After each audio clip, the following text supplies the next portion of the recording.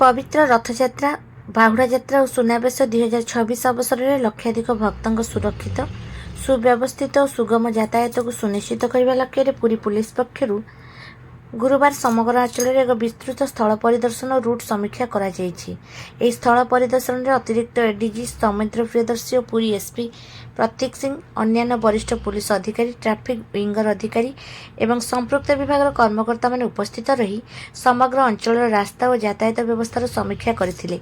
परिदर्शन समय समग्र अंचल समस्त संयोगकारी रास्ता, यानवाहन चलाचल पर उपयुक्त मार्ग, बस, कार और अन्य हालुका और भारी यानर निर्विघ्न गमनागमन व्यवस्था, रास्तार प्रस्थ, मोड़, विकल्प मार्ग एवं संभाव्य ट्रैफिक चाप को दृष्टि रखी विस्तृत समीक्षा करा जायतिला।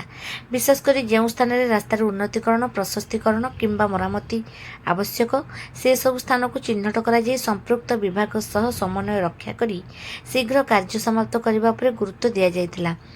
रथयात्रा समय हजार हजार बस, व्यक्तिगत कार एवं अन्य यानवाहन यह रूट व्यवहार कर संभावना थिबारु रास्तागुड़िक संपूर्ण यातायात योग्य करने आवश्यक पदक्षेप नेबाक निर्देश दिया जायछि। एही अवसर में एसपी प्रतीक सिंह कहिथिले जे रथयात्रा अवसर में भक्त मान सुरक्षा और सुविधा पूरी पुलिस सर्वोच्च प्राथमिकता। सेथिपई यातायात परिचालन को अधिक सुदृढ़ करने, यानवाहन निर्विघ्न चलाचल सुनिश्चित करने लक्ष्य पूर्व समस्त आवश्यक प्रस्तुति करा जाउछि। परिदर्शन समय रास्तार थिबा संभाव्य बाधा, संकीर्ण स्थान, ट्रैफिक बॉटलनेक, पार्किंग संजोग, जरूरीकालीन यान चलाचल विकल्प रूट एवं आपतकालीन परिस्थिति रे द्रुत प्रतिक्रिया व्यवस्था पर सविशेष आलोचना करा जायतिला।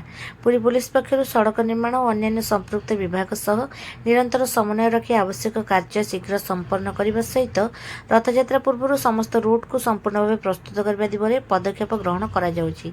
पुरी पुलिस आगामी दिन में विभिन्न स्थान में एभली स्थल परिदर्शन, समीक्षा और समन्वय बैठक जारी रखी रथयात्रा 2026 को सुरक्षित, श्रृंखलित एवं सफल करने समस्त प्रकार प्रस्तुति को आहरी सुदृढ़ करुछि।